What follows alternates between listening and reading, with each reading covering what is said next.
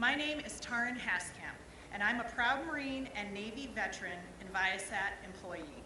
My journey to the service started around 8 years old, growing up in Michigan, when I decided that I wanted to be President of the United States. I know, uncanny that I'm standing here today. What a dream. My father, a Vietnam vet, was a school teacher, and my mother was a stay-at-home mom, which I'd say is the most underpaid CEO position out there. But that didn't leave me a real large college fund, sadly. So when a Marine recruiter offered me the opportunity to serve my country and get college paid for, I signed up that day. On 9/11, I was lucky enough to be part of 1st Marine Division and deployed to Iraq in 2003. After the Marines, I transitioned to the Navy as an intelligence officer, deploying multiple times to Iraq and Afghanistan. I thrived in the fast-paced environment of special operations. I also met my husband, Adrian, and now have the coolest twin boys. Deciding to retire after 20 years in the military was very difficult. I still wanted to serve my country, so I searched for a job where I could take the skills I learned overseas and apply them back home in America. That's why I joined Viasat, because its mission to connect the world through technology aligned with our philosophy in combat. The better our communication and connection to each other, the more united and successful we'll be as a team. Today we have a leader who shares that same philosophy for the nation, rebuilding roads, bridges, chips, and broadband across the country, and connecting us as Americans around a unity agenda, one that includes veterans like me. On a personal level, I want to thank President Biden for signing the PACT Act so we can get the medical care that we need. It hit home after a dear friend of ours who served alongside us in Iraq was recently diagnosed with cancer. And I struggle with undiagnosed health issues from my own deployment near burn pits at Camp Victory. My family and I know that we have a president who truly cares about us and who will always have our back.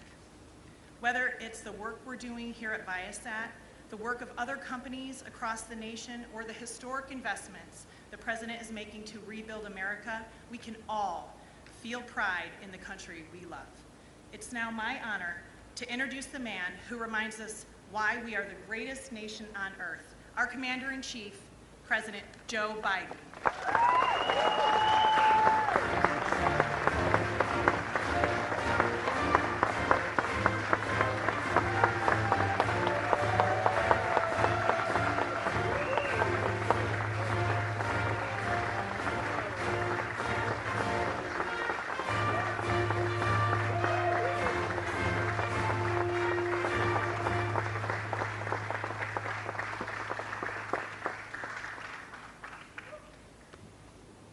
Taryn, thank you very much for the introduction.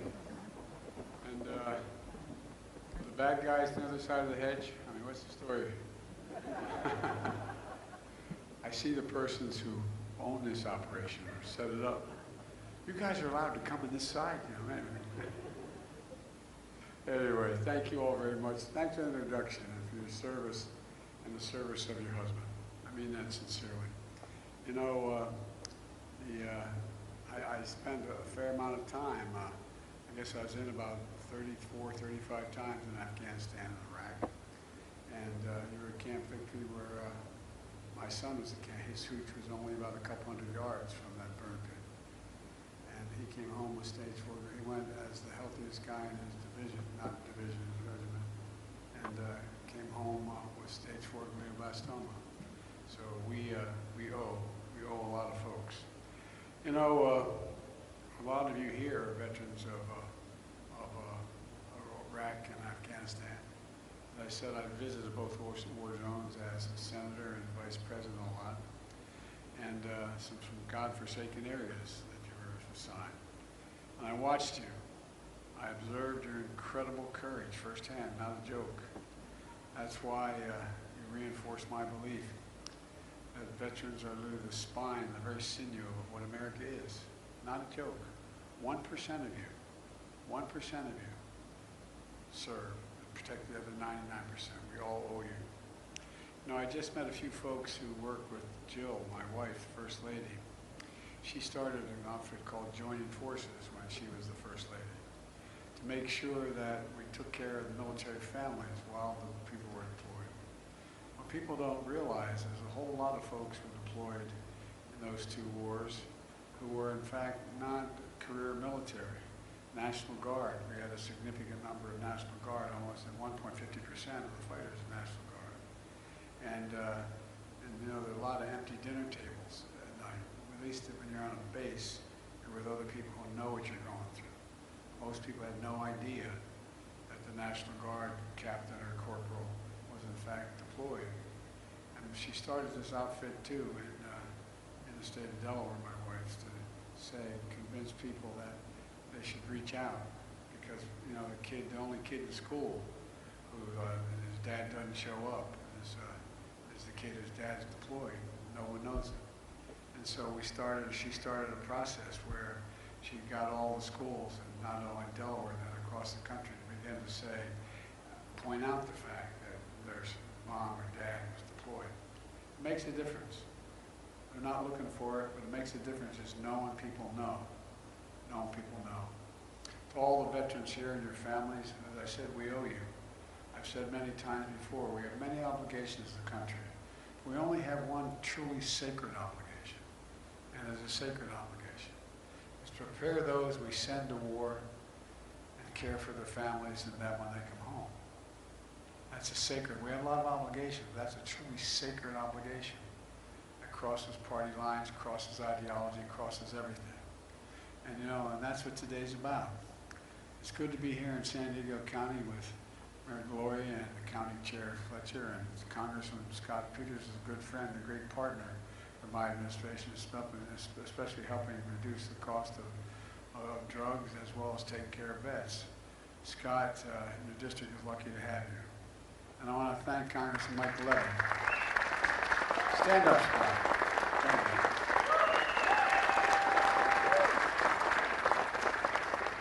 Well, this guy's the real deal. He's the real deal. And I want to ask Congressman Mike Levin, thank him for welcoming me to his district today. Mike, where are you? There you go. Mike.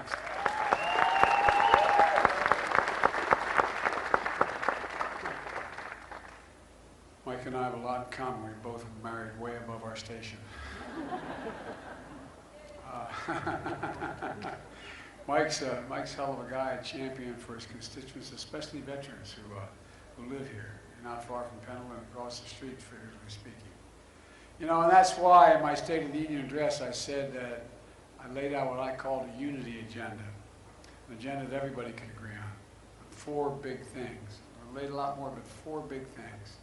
1, deal with the opioid crisis. 2, the mental health crisis as a consequence of COVID has inflicted on an awful lot of folks around the country. Deal with cancer, because we can beat cancer. We're now going to invest in billions to deal with that. And supporting our veterans.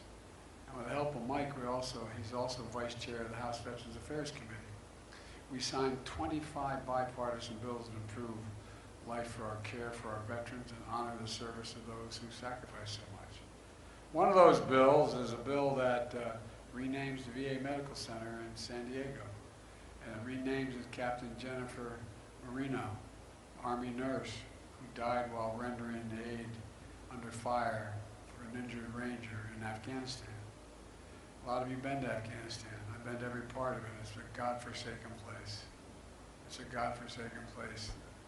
When my helicopter went down, I was with the commander as well as a couple snipers and a guy named Hagel, who later became the Secretary of Defense, and a guy named Kerry, Secretary of State.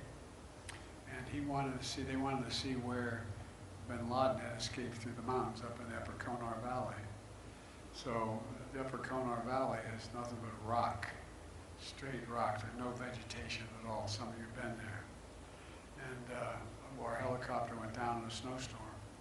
We found a place to land that was an old path, and it was lucky that we had such great pilots. And it wasn't more than 10 feet beyond the width of the blades of the helicopter we had. And there's a picture of us standing in front of the back of the helicopter and the wash of the helicopter to stay warm. We could hear F-15s fly over for proof of life. And then we got a photograph later a group, Delta Force, chasing the Taliban 2,000 feet above us, carrying 60-pound packs.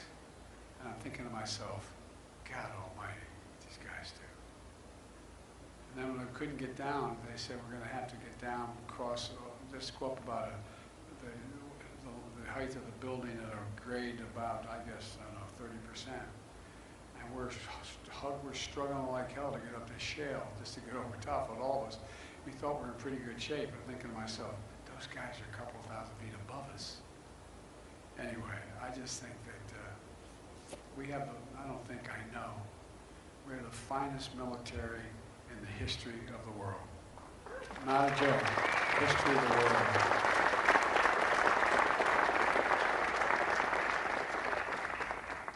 Both my fellows helped me pass the thing called the Bipartisan PACT Act, the most significant law in decades to help millions of veterans who are exposed during the military service to toxic substances, like from burn pits, the size of football fields, 8, 10 feet deep. Just an incredible place where they incinerated waste of war tires, poisonous chemicals, jet fuel, and so much more.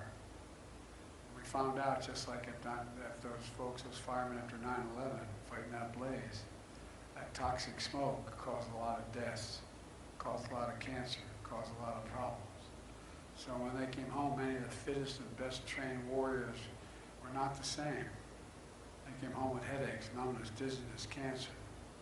The PACT Act empowers the Department of Veterans Affairs to determine more quickly if a veteran's illness is related to toxic exposure. And for the families or veterans who die of toxic exposure, it means monthly stipends, life insurance, tuition payments for their kids to get to school. It's the least we can do for them. The least we can do for them. Folks,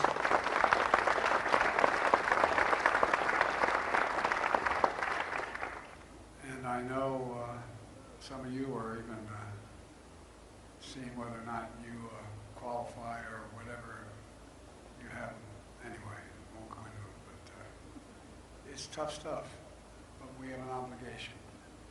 And the way the American Rescue Plan that I signed with Mike's help invested $17 billion in the VA, Veterans Affairs, mental health and suicide prevention. As a lot of the veterans here know, more vets are dying on a daily basis, monthly basis from suicide than in war. More are dying of PSD than in war. It was averaging 21 a month. And guess what? Even though some of you are vets know, you have a family member call and say, you got to come in, he needs help, he needs help. And I said, we can't do it right away. Can you come in 3 days? That ends. That ends. You've got to be seen immediately, because it's literally life and death for an awful lot of folks. Folks, the reason we're here today is because of another law that I signed with Mike's help, and it matters for our economy and national security of our veterans. It's called the CHIPS and Science Act. It's a groundbreaking law that's going to build the future here in America. Here in America. I'm here at Viasat today because when it comes to supporting veterans and winning the economic competition of the 21st century, this is the outfit you want to be with. You've been wonderful on both counts.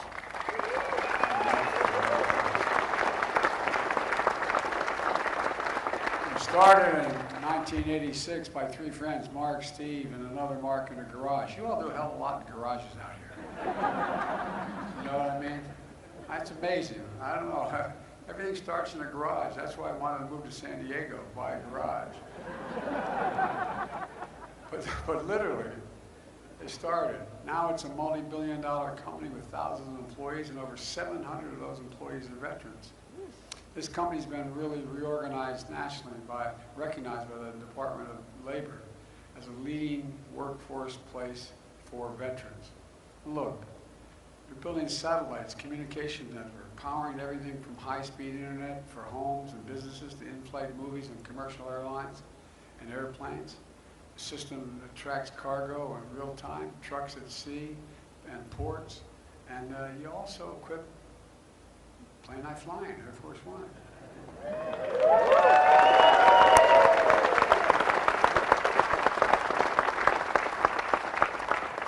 another Air Force aircraft.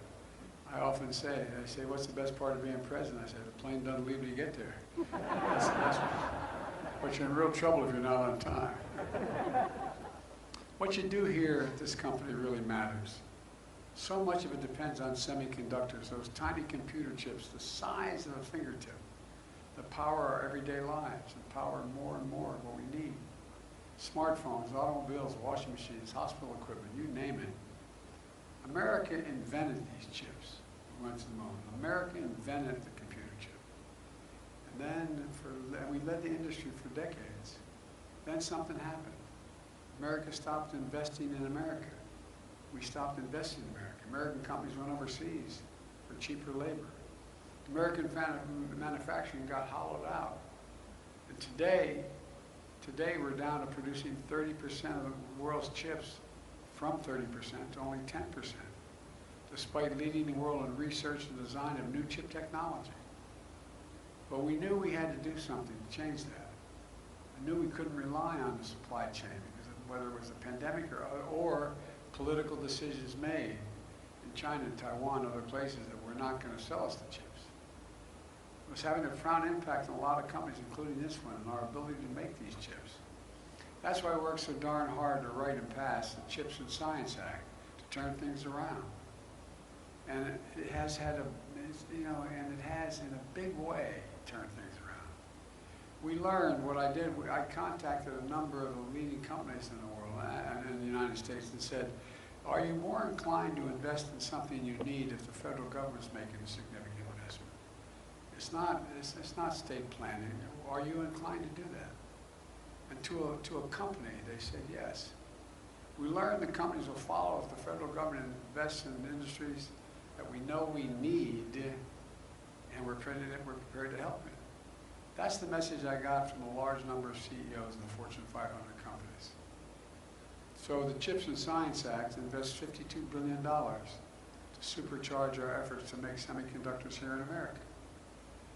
It's stimulated an enormous response, unlocking private sector investments across the country more than ever before in such a short time. Hundreds of billions of dollars. I was just in Syracuse, New York, where I went to law school. And the company called Micron is investing $100 billion to manufacture chips, the biggest investment of its kind ever in American history. $100 billion. Before that, I was down in a little further down in the middle of New York, and an outfit called IBM. They're investing in these chips for serious. Anyway, I won't go through them all. But, 10,000 jobs at that facility in Syracuse, including construction. And it generates 50,000 jobs across the community. Because all these people working at this place, they go places to eat, they get their hair cut, they buy cars, they do all the things they need to do. Intel Corporation.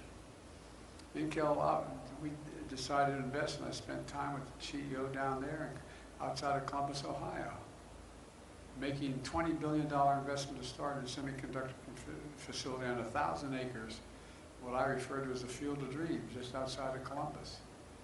It's going to create thousands of jobs. Construction jobs to start with. How many union guys here? Guess what? Everything I do is all union, prevailing wage. Because it generates a lot of activity as well. You go down the line, IBM, SK Corporation, other companies, even foreign companies are investing tens of billions of dollars, making us once again the hub of advanced manufacturing.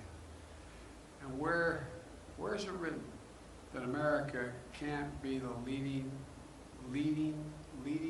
country in the world for manufacturing? What the hell happened to us? Well, now, just since I've been president, we've created 700,000 new manufacturing jobs thanks to those two congressmen. Not a joke. The fastest rate in 40 years. And here's the big difference. Instead of us sending jobs overseas because the labor's cheaper and buying the product at home from there, We're sending American products overseas, and they're buying them. That's why our trade deficit is so enormous. We're making enormous progress. We are once again supplying the world the things they need. That's why the economy is changing. The focus on each of these investments is what Mike is really focused on in training workers, hiring veterans, jobs, pays, prevailing wage, union jobs, good paying jobs that don't require a college degree. Intel says their average pay for running their factories, and they're employing thousands of people. The average salary we don't need a college degree for is $124,000. $124,000. And look, and we saw it during the pandemic. When factories that make these chips shut down, the global economy comes to a halt, driving up the cost for everyone and families. As a matter of fact, 1/3 of the core inflation due to last year, 1/3 of it was because of the price of automobiles. Why? They couldn't get computer chips. They had to shut down their lines, fewer cars being made, prices went up because they're in short supply, because of computer chips. That's the reason. Well, that's all changed now. I know it's like standing here with this great corporation, it's like preaching to the choir. Folks here know this more than anybody else. We need these chips to build most everything that it makes right here. Instead of relying on chips made overseas, could be delayed because of a pandemic or some global disruption. Now they're going to be able to have those chips available on the spot. It's a game changer. Thanks to this law, this company hopes to significantly grow its global business and hire more workers in the next 5 years. And here's another thing. This is also a national security issue. A national security issue. Earlier this year, went down to the Lockheed factory in Alabama, where they make Javelin missiles. Guess what? We were having trouble. We were having trouble supplying the Javelin missiles to Ukraine because they didn't have the chips. They didn't have the computer chips to help defend themselves against Putin's brutal and unprovoked war. We were sending these guys these javelins. We need semiconductors, not only for those javelins, but also for other weapon systems that exist today as well as in the future. One of the reasons why Russia's having a hard time, I'm not going to go into it, it'll take too much time, we're having a hard time supplying their military, is we've been not ineffective in making sure they have difficulty getting what they need to build theirs. The United States has to lead the world in the production of these advanced chips. This law is exactly that. And the law is about science as well. You know, decades ago, in the United States of America, we used to invest in ourselves. America invested 2% of its GDP, 2% of its GDP in pure research and science. Well, over the years, we walked away from that. We invest less than 0.7% of our GDP in science and research and development. Those 2% was pure investment in research and development. We used to rank #1 in the world in research and development. Now we rank number 9 when I came to office. And China, a decade ago, was number 8. Now they're number 2 in the world. Number 2 in the world. Does anybody here think that the future doesn't rest in major breakthroughs in technology and science? And other countries are closing in fast. Well, the CHIPS and Science Act sets us on a path to move up again, to boost research and development funding back up closer to 1% quickly, fastest rate in any single year in 70 years. But there's another law that we've got that really matters because of both these guys that helped me get done. We finally decided we're going to move up from being ranked number 13 in the world in infrastructure. The United States, 13 in the world, to back to number 1. Ask any business leader, and many of you in this audience, what's the one most important factor considering where you're going to decide to invest and locate your factory? Well, it's whether you have the means to transport products around the world quickly, safely, and well. It's whether the employees have safe and thriving living places to live. With Mike's help, I signed the law, the Bipartisan Infrastructure Bill, the most significant investment in our nation's infrastructure since Eisenhower's interstate highway system. Literally. It's a lot of money. $1,200 billion, a lot of money. I also want to thank Scott. He was a prime mover as well. For example, I know a thing or two about rail corridors. I know about the Northeast Corridor. The joke is, when I was in the Senate, they called me Mr. Amtrak. I commuted 250 miles a day for 58 miles a day for 36 years because my wife and daughter were killed when I first got elected, and I started going home because I had a family, help take care of my kids, and never stopped. So I know a lot about corridors. I know a lot about their impact on things, the Northeast Corridor. Because of the billions for rail in this new law, because of Mike and Scott's leadership, we're going to make sure the second busiest rail corridor in America, connecting San Diego and Los Angeles, is going to be open and running for a long time. We have the money to get it done. We have the knowledge to get it done. Look, folks, I came here because it's an example of one of the bright spots we're seeing across the country, where America is reasserting itself, as simple as that. 10 million new jobs in 20 months. This morning I learned that we added another 261,000 jobs this month. And by the way, New York Times media reports they call the report the Goldilocks report. I have my shotgun waiting for the wolf. Look, unemployment's not it went up 0.2%, so 3.7% among the lowest in 50 years. Unemployment among veterans is historically low.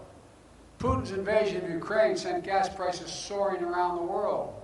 Because of action we've taken dealing with the petroleum reserve and other things, prices are coming down here at home. They're now down to $1.22 since their peak this summer. Folks, our economy continues to grow and add jobs even as gas prices continue to come down. We got a lot more to do. But we also know folks are still struggling with inflation. It's our #1 priority. That's why, with Mike's help and Scott's help, I signed the Inflation Reduction Act to bring down the cost of everyday things that we talk about around the kitchen table. My dad used to say everybody needs just a little breathing room. I come from a family like many of you do, a good family, middle-class family. We weren't poor. My dad, we lived in a 3-bedroom split-level home in a development, 4 kids and a grandpa. And thin walls from my grandparents, my parents, but all kidding aside, everything that happened, was at the kitchen table. When the price of gas went up, we talked about it. It was a problem. It was a decision. But it's all, what are the bills people have to pay every month, a lot of people? Well, guess what? Every month, a lot of people have prescription bills they have to pay on a regular basis. Every month, they have health care premiums, energy costs, cost of heating their homes.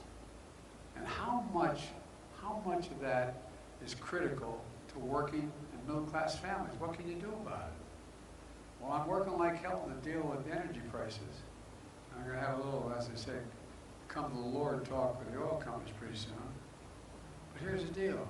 Take prescription drugs. We pay the highest price for prescription drugs of anywhere in the world. The same exact drug, made by the same exact company. That drug sold in San Diego and that drug sold in Paris is considerably cheaper buying it in Paris. Same company, same drug, same everything. We decided, I've been trying to do it for a long time when I was a senator and vice president, take on big pharma. Been trying to do it for a long time. But this time, we beat them. The law gives Medicare the power now to negotiate lower prescription drug costs, just like it's given VA. The only outfit that couldn't negotiate prices was Medicare. VA Medicare does that. VA negotiates what they'll pay for a certain drug. We're also capping seniors' out-of-pocket costs for prescription drugs beginning January 1st at a maximum of $2,000 a year. Even if they're paying $10,000, $12,000 for a cancer drug, they will not have to pay more than $2,000 a year, period, for their drug. It's a life-changing event for many seniors. By the way, the other thing is that Big Pharma continues to raise the price of their products above the cost of inflation without making a significant change in their product, guess what? They're now going to have to write a check to Medicare to cover the difference between what they charged and the price of inflation. Folks, you know, by the way, last year they raised the price of 1,200 everyday drugs you all take. 1,200 particular drugs. Faster than the rate of inflation and faster than any time in history. Beginning in January, that stops. We're capping the cost of insulin. Many of you know people who are dealing with insulin for diabetes. They pay somewhere between $400 and $700 a month. You know how much it costs to make it? I spoke to the guy who invented it, the insulin. He said he didn't patent it because he wanted it available for everybody. It cost $10. T-E-N, 10. Counting packaging, 15 bucks. So guess what? We capped the price at $35 instead of $400 because people were going to be able to take it. And I'll bet you know somebody. I was in Virginia doing a town hall. A woman stood up and she almost started to cry and miss. She said, I have 2 children. Both have type 1 diabetes. We have to split the insulin. I can't afford it. I can't afford the insulin. Capping the cost of insulin, as I said, for seniors in Medicare at $35 a month to deal with their diabetes instead of that $400 like so many are now paying. In addition, we're making the biggest investment ever to deal with the climate crisis. I know you all know there's no climate problem. I know you know that. So I spent a lot of time in Arizona, New Mexico, California, all through, flew up and down the state with your governor and those wildfires. I know they just happen. Come on. We finally got to the point where no one's denying we have a climate problem. I was able to get not all I needed, but $369 billion put in that bill.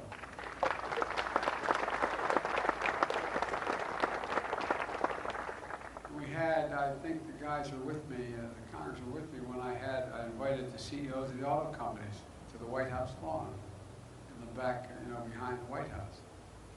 And I talked about automobiles, and they talked about electric vehicles. At the time, Amy Barra Chairman Barra of General Motors, was suing the state of California because you had a higher standard for emissions than the rest of the country, and they said they couldn't do that. Well, she left that meeting and she dropped the suit. Called me up and said they're going to go all electric by 2035. Every other company has signed up to do the same thing. So we're working with the auto industry to transition to electric vehicle future, providing tax credits to buy electric vehicles, as well as, any IBW guys here? Well, guess what? You guys are going to install 500,000 charging stations around the country. So it's going to be, that's like 500,000 gas stations. Not a joke. 500,000, because people are going to say, I'm not buying a vehicle because I can only take X number of miles. And by the way, we're investing billions of dollars, and many of you are investing billions of dollars in battery technology. We're now changing the nature of the life of the battery. Folks, it's also now cheaper to generate electricity from wind and solar than it is from coal and oil. Literally cheaper, not a joke. I was just, and so we can accommodate that transition. I was in Massachusetts about a month ago on the site of the largest old coal plant in America. Guess what? It costs them too much money. They can't count. No one's building new coal plants because they can't rely on it, even if they have all the coal guaranteed for the rest of the existence of the plant. So it's going to become a wind generation. And all they're doing is they're going to save them a hell of a lot of money and using the same transmission line that transmitted the coal-fired electric gun. We're going to be shutting these plants down all across America and having wind and solar. We're also providing tax credits to help families buy energy-efficient appliances, whether it's your refrigerator or your coffee maker. We're going to put solar panels on your home, weatherize your home, things that save an average, the experts save a minimum of $500 a year for the average family. Look, we're doing all this while we reduce the federal deficit. I hear from my friends in the other team that those big spending Democrats. Well, I inherited a gigantic deficit. This year alone, under our leadership and help of my colleagues in the Congress, guess what? We cut the federal deficit, this 1 year, by $1,400,000,000,000, more than any time in American history. Any time. We cut the federal deficit in half, while doing all this. And last year we cut it by $350 billion. And we're going to reduce it further over the next decade by another $250 billion. Because I hate to say this, but if you're one of those corporations paying zero tax, that's over, man. You're paying 15% now. And look, a big part of that is because we're making sure the biggest corporations, and by the way, I'm a pro-corporate guy. I come from the corporate capital of the world. For all I know, you all are incorporated in Delaware. I don't know. Are you? More corporations are incorporated in Delaware than every other state in the Union combined. And I got elected 7 times, so I'm not anti-corporation, but I am everybody pay their fair share. Look, the biggest corporations are going to have to pay a minimum of 15%. Look, the bottom line is we made a lot of progress over the last 20 months to build the economy from the bottom up and the middle out instead of the trickle-down economics that failed us the last 40 years. And we just have to keep going, in my view. To bring down inflation while we keep the market strong, to help investing in ourselves. As president, I will not accept the argument that says that our problem is that too many Americans are finding good jobs. My father came down from heaven and strangled me. Or that too many working people finally have dignity in the working place. Or that our largest, most profitable corporations shouldn't have to pay their fair share in taxes. I'm going to continue to work for economy and build from the bottom up and the middle out. Let me close with this. I know it's been a rough 4 or 5 years for an awful lot of people in the country. So many small businesses went out of business. So much has happened. Many folks are still struggling. But like I said, there are bright spots where America's reasserting itself. Look around at all of you and our nation veterans. I've never been more optimistic about our future. With the young people in this country, from 18 to 30, they're the best educated, least prejudiced, most engaged generation in the history of America. Look, our best days are ahead of us. They're not behind us. We just remember who in the hell we are. We're the United States of America. There's nothing, I mean it, there's nothing beyond our capacity, nothing beyond our capacity if we work together. We're the only nation in the world that's come out of every crisis stronger than when we went in, and we're going to do it again. So God bless you all, and may God protect our troops. Thank you, thank you, thank you.